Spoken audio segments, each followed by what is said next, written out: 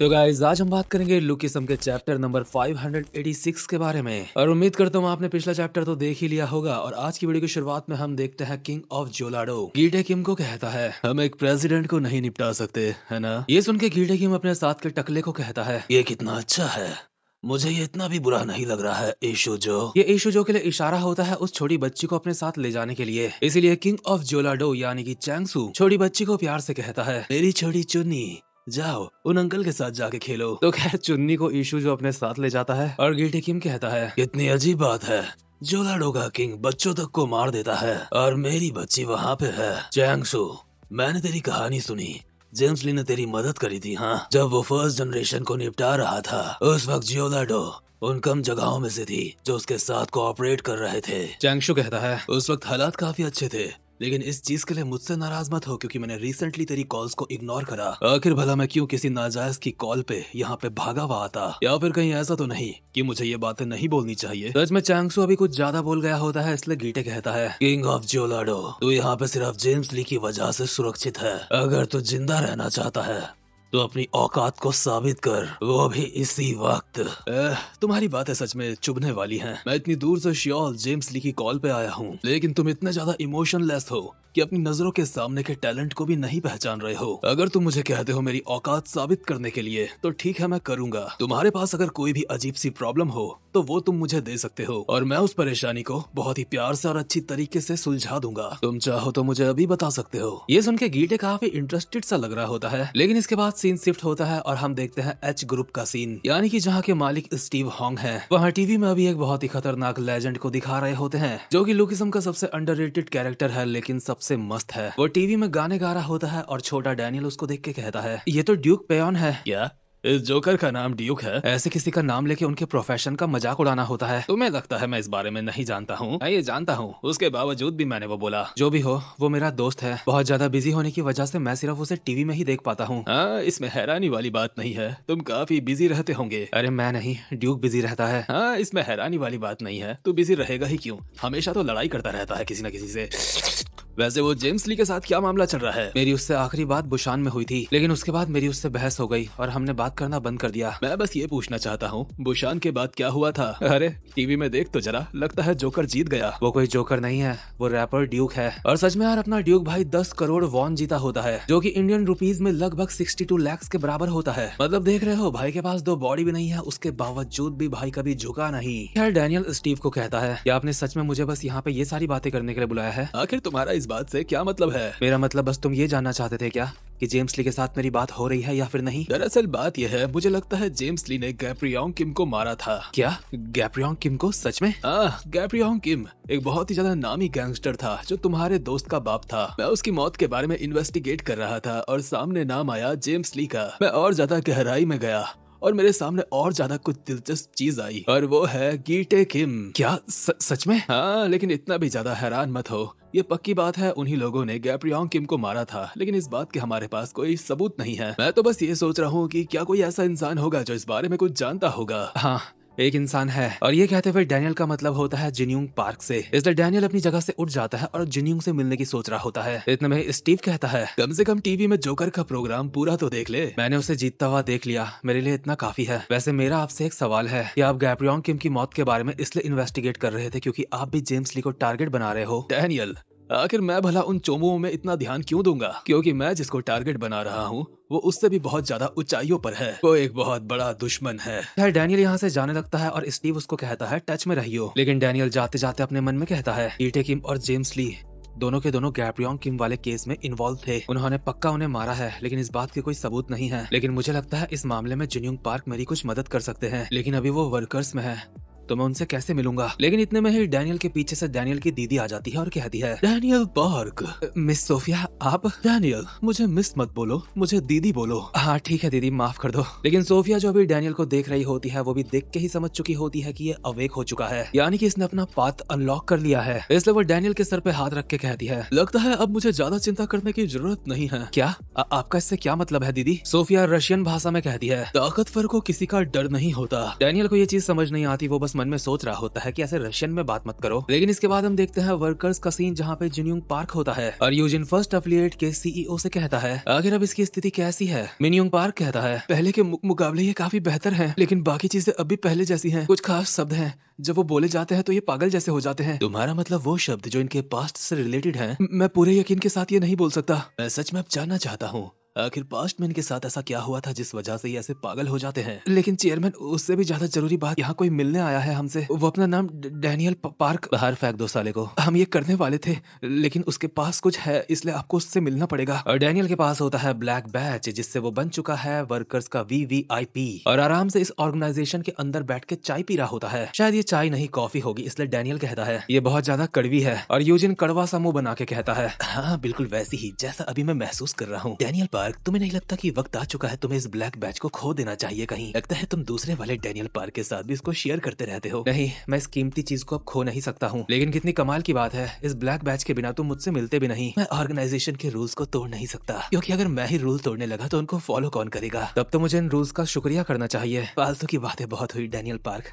हम दोनों कभी भी दोस्त नहीं बन सकते, इसलिए सीधा काम की बात कर। तो जरूर यहाँ पे कुछ मांगने के लिए आया है। बात ऐसी है, मैं यहाँ पे जिनयोंग पार्क से मिलने आया हूँ। लेकिन क्यों? ये मैं तुम्हें नहीं बता सकता, लेकिन कुछ है जो मैं जानना चाहता हूँ और जिनयोंग पार्क वो हो सकते हैं जिन्हें उसके बारे में कुछ पता हो। नहीं, आखिर मैं तेरी मदद क्यों करूं? वैसे भी तूने वर्कर्स की बहुत ज्यादा वाट लगाई है। डैनियल पार्क, क्या तुझे सच में लगता है मैं तुझसे ब्लैक बैच की वजह से मिला हूँ? क्या तुम मुझसे ब्लैक बैच की वजह से नहीं मिले? हाँ, चला अब बातचीत स्टार्ट करते हैं। लेकिन इसके बाद सीन शिफ्ट होता है और हम देखते हैं लाइटनिंग चोई को, जिसे कोरियन में बोंगे चोई कहते हैं। लाइनमैन ने इसके सामने 9 रामेन्स के पैकेट तैयार करके रखे होते हैं, इसलिए लाइटनिंग चोई कहता है तुम्हारे चोट लगी है लेकिन उसके बावजूद भी तुमने मेरे लिए करा। तुम सच में मुझे रुलाओगे? बस चुपचाप से उसको खाओ, मैं शर्मिंदगी से मरे जा रहा हूँ। मैंने बिल्कुल नहीं सोचा था इतना ज्यादा हीरो बनने के बाद मैं किसी की ऐसे मार खाऊंगा। इतना ज्यादा निराश मत हो, तुम्हारा दुश्मन 7 कॉन्टिनेंटल स्टार का था। क्या आपको इस बारे में पता है? हाँ, पुराने दिनों में भी ऐसा नहीं था कि किसी ने उनके बारे में सुना ना हो। इसलिए ताकतवर दुश्मन से हारने में निराश मत हो, क्योंकि यही रास्ता है ताकतवर बनने का। लाइनमैन यहाँ से जाते हुए हल्का सा झुक के कहता है खैर, आपने जो मुझे डिलीवर करने के लिए कहा था मैं वो करने जा रहा हूँ। क्या तुम प्लीज मेरे सामने ऐसे झुकना बंद करोगे? आप मेरे टीचर हो,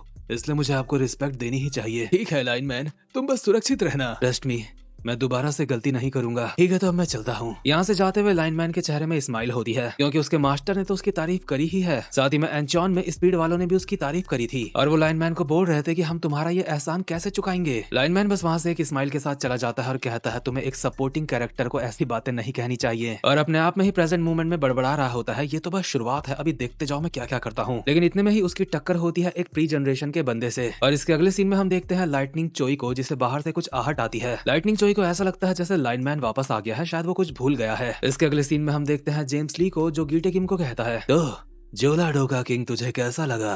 वो काफी काम का है, मुझे लगता है अब मुझे समझ आ रहा है कि तू उसे इस्तेमाल क्यों करता है। हाँ, वो भविष्य में तेरी मदद करेगा। मैंने सुना है जिस प्लान के बारे में मैंने तुझे कहा था तो उसके साथ उसमें आगे बढ़ रहा है। तो जो फोटोज मैंने तुझे दी थी उन फोटोज वाले लोगों को तू कब निपटाएगा?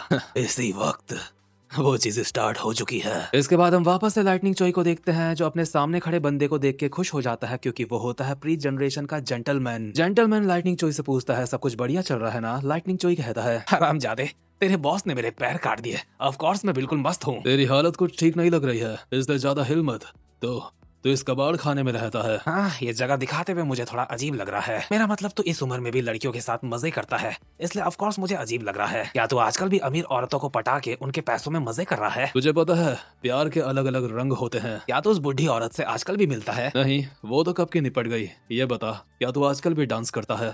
मुझे लगता है तेरे पास डांस करने के लिए टांगे नहीं है, लेकिन अगर तू बहुत ज्यादा मेहनत करेगा तो तेरी टांगे वापस आ जाएंगी, है ना? एडवाइस के लिए शुक्रिया, लेकिन तुझे जेंटलमैन क्यों बोलते हैं बे? तेरा नाम तो चिलबॉक कैंग है ना? जेंटलमैन यहाँ की हर चीज में परफ्यूम छिड़क रहा होता है और लाइटनिंग चोई को कहता है मुझे कोई आइडिया नहीं तो किस बारे में बात कर रहा है, लेकिन कितनी मजेदार बात है, हम इस तरीके से हमेशा लड़ते रहते थे। हाँ, मैं एग्री करता हूँ, शुरुआत से ही हम दोनों की आपस में बनती नहीं थी। हाँ, इसीलिए मैं पुराना हिसाब किताब करने के लिए आया हूँ। ये सुन के लाइटनिंग चोई चौकन्ना हो जाता है, लेकिन इतने तक काफी देर हो चुकी थी, क्योंकि लाइटनिंग चोई के मुंह पे एक लात पड़ती है और वो सीधा जमीन में, और उसके मुंह पे टोपी रख के उस पे परफ्यूम छिड़कते हुए कहता है सब ठीक तो है ना? मुझे लगता है तू काफी बूढ़ा हो चुका है। यकीन नहीं होता, ये एक सरप्राइज अटैक से मर गया। देख, मुझसे ज्यादा नफरत मत करियो, क्योंकि एक दोस्त अपने दोस्त की मदद तो करता ही है ना। और जो लाइनमैन सड़क में खड़ा होता है, जिसके बगल से कुछ देर पहले जेंटलमैन गुजरा था, लाइनमैन को अब भी उसके परफ्यूम की स्मेल आ रही होती है और वो सोच रहा होता है कि आखिर वो साला कितना इस्तेमाल करता है उसका। लेकिन अब तक भी बेचारे को नहीं पता कि उसका मास्टर निपट चुका है। लेकिन दूसरी तरफ जेंटलमैन कॉल करता है और किंग ऑफ जोलाडो को कहता है, मैं बोल रहा हूँ, मेरा यहाँ का काम पूरा हो गया, लाइटनिंग चोई निपट चुका है। चैंगशू कहता है, अरे वाह, तुम दोनों तो दोस्त थे ना, लेकिन ये काम करने में तुम्हें ज्यादा वक्त नहीं लगा। लेकिन तैयार रहो, क्योंकि अब तुम और ज्यादा बिजी होने वाले हो। एक निपट चुका है और अब बाकी हैं 3। लेकिन तुम्हें पता है, मैं तुम्हें यहाँ पे वापस से देखने की बिल्कुल भी उम्मीद नहीं कर रहा हूँ। और किंग ऑफ जोलाडो लाइटनिंग चोई की फोटो से चाकू निकाल के घोप देता है टॉम की फोटो के ऊपर और कहता है, तो कैसा है अल्टीमेट किंग, काफी टाइम बाद दिख रहा है। यानी कि गीटे लोगों का अगला टारगेट है टॉम ली। और सच में अभी तो मजा आने वाला है, क्योंकि बाकी के जितने भी टारगेट थे वो लोग वो पूरा कर सकते थे। लेकिन टॉम को मारना कोई बच्चों का खेल नहीं, शायद उसके लिए गीटे को खुद जाना पड़ता। लेकिन अभी किंग ऑफ जोलाडो भेज रहा है मेरे ख्याल से जेंटलमैन को, और मुझे नहीं लगता कि जेंटलमैन टॉम ली को निपटा पाएगा। इसलिए किंग ऑफ जोलाडो भी यही सोच रहा है कि वो वापस से उसको देखेगा नहीं, यानी कि जेंटलमैन को। और साथ ही में जो गीटे के 4 टारगेट थे, उनमें से चौथी फोटो भी अब क्लियर हो चुकी है, जो कि कपड़ों से तो जिन्यूंग पार्क लग रहा है, लेकिन शक्ल अब भी इसकी ठीक से नहीं दिखाई गई है। लेकिन सबसे मस्त बात तो मुझे ये लगी है कि अगला टारगेट है टॉम ली। खैर गाइस, उम्मीद करता हूँ कि आपको आज की वीडियो भी अच्छी लगी। में हमने देखा था लाइटनिंग चोई को निपटा दिया गया होता है और किंग ऑफ जोलाडो की अगली नजर होती है टॉम ली के ऊपर। लेकिन आज की वीडियो की शुरुआत में हम देखते हैं किंग ऑफ जोलाडो यानी कि चैंगशू, उसकी बेटी उसके पास आती है और हमारे सामने पहली बार उसको बाप बोलती है, यानी कि डैड। चैंगशू अपनी बेटी को प्यार से कहता है, चुन्नी, मुझे तो लगा था तुम बाहर खेल रही हो। बेटा, इस समय मैं थोड़ा सा काम में बिजी हूँ। मैं बोल रही हूँ यहाँ पे अंकल्स आ चुके हैं। क्या अंकल्स? और बिल्कुल इसी समय यहाँ पे 4 लौंडे पहुँच जाते हैं जो चैंगशू को कहते हैं, हमें बड़े भाई से जैसी उम्मीद थी, तुम अब भी अपनी बेटी को बहुत प्यार करते हो, वैसे काफी समय बाद दिख रहे हो। चैंगशू अपनी जगह पे उठते हुए इनको कहता है, जरूर तुम्हें यहाँ आने में मुसीबत तो हुई होगी। ये 4 लौंडे कहते हैं, ऑफ कोर्स हमें तो आना ही था, लेकिन क्योंकि हमें यहाँ से पैसे की स्मेल आ रही है। चलो सीधा मुद्दे की बात करते हैं, तो बताओ हमें किसको निपटाना है। ये निपटाने विपटाने की बात क्योंकि चुन्नी के सामने हो रही होती है, इसलिए चैंगशू इनको कहता है, बच्चों के सामने थोड़ा सा इस बात का ध्यान रखा करो। वैसे कोई खास बात तो नहीं है, लेकिन मुझे लग रहा था अकेले मेरे लिए ये काफी ज्यादा हो जाएगा। लेकिन ये 4 लौंडे फालतू की बातों में दिलचस्प नहीं होते, इसलिए कहते हैं, अच्छा तो ऐसी बात है, लेकिन हमें ज्यादा लंबी एक्सप्लेनेशन नहीं चाहिए, हमें बस ये दिखाओ निपटाना किसको है। इसके बाद सीन शिफ्ट होता है और हम देखते हैं मैंडियोक को, जो यूजिन को एक इनविटेशन कार्ड देते हुए कहता है, ये लो, ये आपके लिए है, ये एक इनविटेशन कार्ड है। क्या इनविटेशन कार्ड?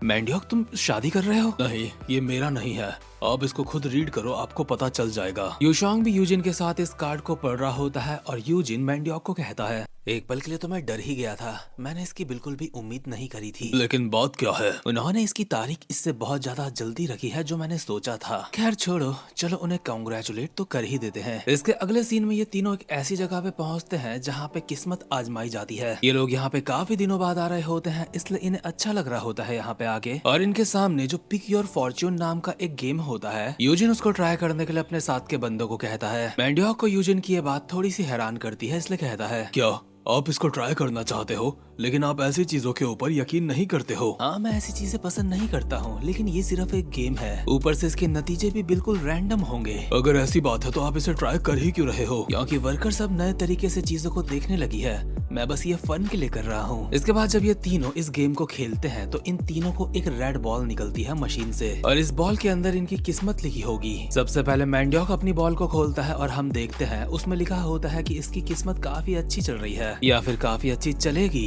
इसके बाद यूशोंग बॉल को खोलता है और उसकी किस्मत में भी यही होता है, लेकिन वो थोड़ा सा फिर भी परेशान लग रहा है। मैंडियोक कहता है, यूशोंग का भी ग्रेट फॉर्च्यून आया है, बिल्कुल मेरी तरह। लेकिन यूजिन जब अपनी बॉल खोलता है तो उसमें लिखा होता है ग्रेट मिस फॉर्च्यून, यानी कि इसकी किस्मत अच्छी नहीं, बहुत ही बेकार चलने वाली है। लेकिन था तो सिर्फ ये एक बच्चों का गेम ही, इसलिए मैंडियोक कहता है, मैंने तो आपको कहा था कि इसको नहीं करते हैं। मैंडियोक, क्या तुम्हें ये देख के मजा आ रहा है? मैंने यहाँ पे पैसे दिए सिर्फ इसलिए ताकि मेरी किस्मत खराब हो जाए। खैर जो भी हो, ये तो सिर्फ एक लक वाली बात थी कि किसके पास कौन सा कार्ड आता है, क्योंकि रियलिटी में मैं अपनी स्किल्स के साथ अपनी किस्मत को अच्छा बना सकता हूँ। लेकिन मैं ये सोच रहा हूँ, जो हमें इनविटेशन कार्ड मिला था वो और कितने लोगों को मिला होगा। इसके बाद सीन शिफ्ट होता है और हम देखते हैं बिग डैनियल को, और इनविटेशन कार्ड उसको भी मिला होता है, जिसे देख के डैनियल कहता है, ये डेट तो आज से काफी ज्यादा बात की है। लोकिज्म का सबसे ज्यादा स्ट्रॉन्गेस्ट बंदा कहता है, क्या वो लोग शादी कर रहे हैं। इसके बाद हम देखते हैं जेक को, उसको भी इनविटेशन कार्ड आ रखा होता है, जिसको देखते हुए वो कहता है शादी के लिए कांग्रेट्स,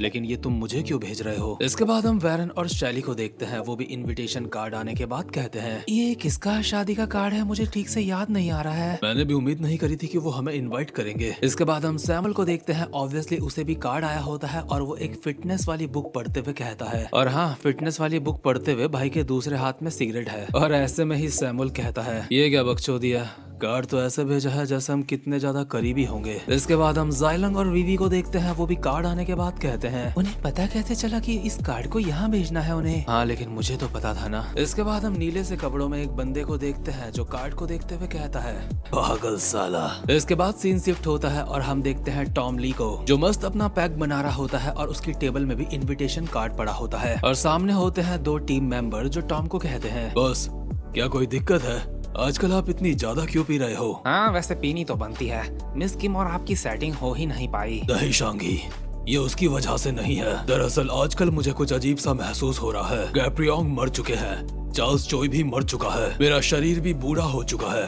अब उसमें पहले जैसी बात नहीं है, और ये सब कुछ मुझे बहुत ज्यादा बेतुका सा लगता है। आप तो ऐसे बात कर रहे हो जैसे आप मरने वाले हो। हाँ, हो सकता है मेरा वक्त आ चुका हो। डायरेक्टर, ऐसी बात मत करिए, आपके बिना व्हाइट टाइगर जॉब सेंटर का क्या होगा। वैसे भी हमें जो यहाँ पे काम मिलता है वो आपकी वजह से ही मिलता है। हाँ, मैं अब भी जिंदा हूँ और अपने काम कर रहा हूँ, लेकिन अभी मैं अकेला रहना चाहता हूँ, इसलिए इस इनविटेशन को अपने साथ लेके जाओ। लेकिन ये इनविटेशन कार्ड हमारा नहीं है। क्या ये हमारा नहीं है?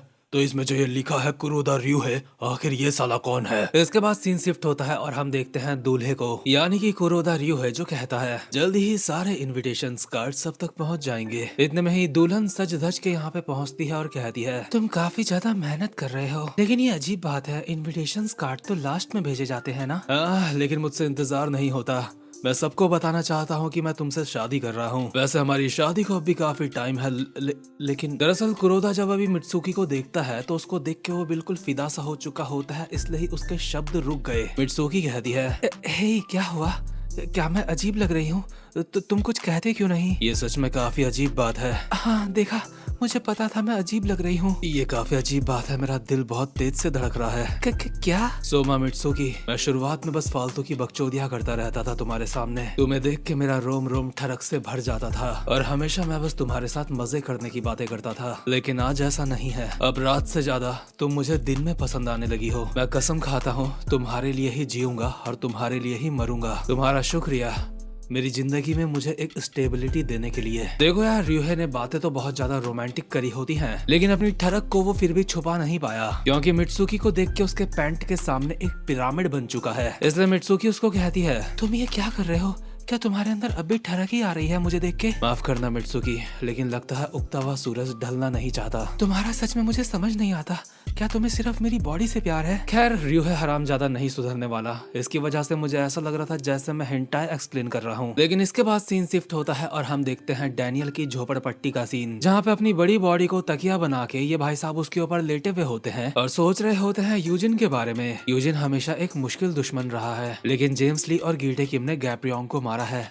ये बात मैं सिर्फ अपने तक नहीं रख सकता। इसलिए डैनियल सीधा कॉल करता है जेक किम को, जो कार चला रहा होता है। डैनियल उसको कहता है आजकल तुम्हें कैसा महसूस हो रहा है? थोड़ा हिलना डुलना थोड़ा सा मुश्किल रहता है, लेकिन तुम पहले से बेहतर तो हो रहे हो ना? क्या फोन तुमने इस वक्त स्पीकर पे डाला है? डैनियल, अभी मैं ड्राइव कर रहा हूँ, दरअसल लाइटनिंग चोई अंकल मेरी कॉलों का जवाब नहीं दे रहे हैं, इसलिए मैं वहाँ जा रहा हूँ। मुझे पता है कोई भी दिक्कत वाली बात नहीं है, लेकिन फिर भी मुझे चिंता हो रही है। वो जेक भाई, दरअसल बात यह है कि मैंने एक सीरियस टॉपिक के ऊपर बात करने के लिए कॉल करी। कोई नहीं डैनियल, तुम बोल सकते हो, मैं सुन रहा हूँ। वो दरअसल मुझे लगता है कि जेम्स ली और गीटे किम ने ही गैप्रियोंग किम को मारा था। ये सुन के जेक को एक झटका सा लगता है, इसलिए कहता है डैनियल तुम ये क्या बोल रहे हो? तुमने सही सुना जेक, मैं सोच ही रहा था कि तुम्हें ये बात बताऊं या फिर नहीं। सच बताऊं तो कोई ऐसा है जो मेरी मदद कर रहा है, भले ही उसका मकसद कुछ और है, लेकिन वो इस चीज पे काम कर रहा था। और इसी दौरान उसे पता चला कि जेम्स ली और गीटे किम गैप्रियोंग की मौत में शामिल थे। उसे इस बात पे पूरा यकीन है, लेकिन इस बात का कोई सबूत नहीं। और हाँ, वो कोई ऐसा इंसान नहीं जो बिना यकीन के कोई बात कहे, इसलिए मैंने किसी ऐसे इंसान से बात करने की कोशिश करी थी जिन्हें गैप्रियोंग की मौत के बारे में कुछ पता हो। तुम्हारा मतलब जिनयुंग पार्क से है ना?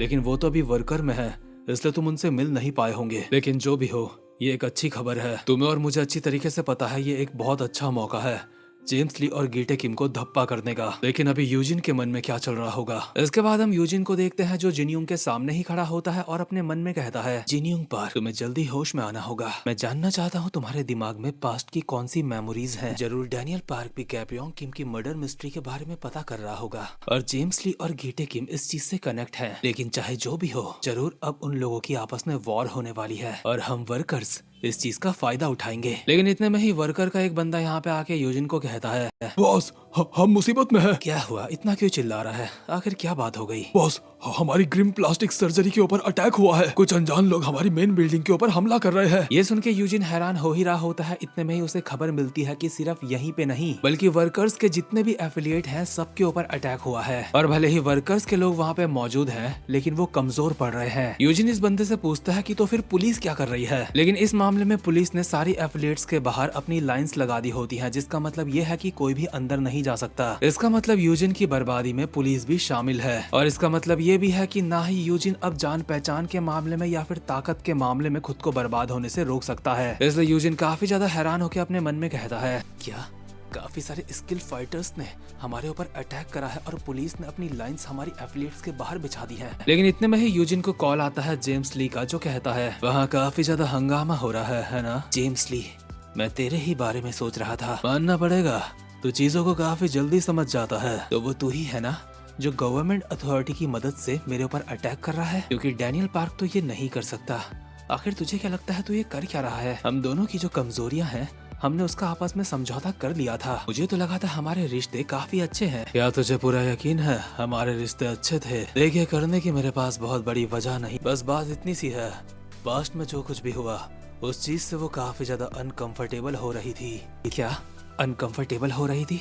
आखिर तुम किसकी बात कर रहे हो, तुम क्या बोल रहे हो? खैर, मैंने फैसला कर लिया है, तुम सबको निपटा दूंगा। तू, जिनयूंग पार्क और बाकी के जितने भी लोग हैं, तुम सबको कुछ ज्यादा ही पता है, इसलिए आज के दिन मैं तुम सबको निपटाने वाला हूँ जिन्हें पास्ट के इंसिडेंट के बारे में पता है। हम देखते हैं लाइटनिंग चोई तो निपट चुका होता है और टॉम जो अपने सोफे में लेटा हुआ होता है उसके बगल में भी कुछ लोग आ चुके होते हैं उसको निपटाने के लिए। और जेम्स ली अब भी यूजिन को बोल रहा होता है, एक बहुत ही चालाक बंदा गाँव के इलाके से आया है और उसने ही ये सब कुछ तैयार करा है, इसलिए मैंने उसे वादा करा है जितना हो सकेगा उसकी मदद करूंगा। वैसे भी तेरा गेम बजाने वाला इंसान मैं ही हूँ और इस बार काउंटर अटैक करना तेरे लिए भी काफी ज्यादा मुश्किल होने वाला है। तू आसान दुश्मन नहीं है, इसलिए उस बंदे ने तेरे लिए काफी अच्छे से तैयारी करी है और मैं तो ये देखना चाहता हूँ कि तू कितनी देर तक टिक पाता है। और एक जीनियस जिसको सब जानते हैं उसकी मौत कैसी होगी। वैसे देखा जाए तो 4 मेजर क्रूज में से हमेशा से ही 3 की ही बैंड बजी थी, लेकिन वर्कर्स हर बार बजती गई। लेकिन इस बार नहीं, इस बार मैं देखना चाहता हूँ तुझे कैसा महसूस होने वाला है। तेरी चालाकियां ही तेरी मौत जल्दी लेके आएगी। अगर तू अब तक अपनी चालाकियों की वजह से जी रहा था तो तेरी मौत का कारण भी वही बनेगी। और एक पुराने सीन में हम देखते हैं स्टीव हॉन्ग ने भी इसको कुछ ऐसी ही बात कही थी और जेम्स ली अब भी बोल रहा होता है, तो हंट फॉर वर्कर्स शुरू हो चुका है। और जेम्स के ये कहते ही यूजिन जहाँ पे खड़ा होता है वहाँ की खिड़कियाँ फूटती है और काफी सारे बंदे चाकू लेके अंदर घुस जाते हैं। जो बंदा यूजिन के लिए मैसेज लेके आया था वो तो पलक झपकते ही निपट जाता है। और अब बारी होती है यूजिन की। और नोट करने वाली बात यह है कि यहाँ पे 2 टारगेट एक साथ हैं जेम्स ली के। लेकिन इसी के साथ ये वाला चैप्टर यहीं पे खत्म होता है। उम्मीद करता हूँ कि आपको आज की वीडियो भी अच्छी लगी हो और गलती से अगर आप चैनल पे पहली बार आए हो या फिर आपने अब तक चैनल को सब्सक्राइब नहीं करा है तो चैनल को सब्सक्राइब जरूर से कर देना। अब मैं मिलूंगा आपसे अपनी नेक्स्ट वीडियो में, तब तक के लिए गुड बाय।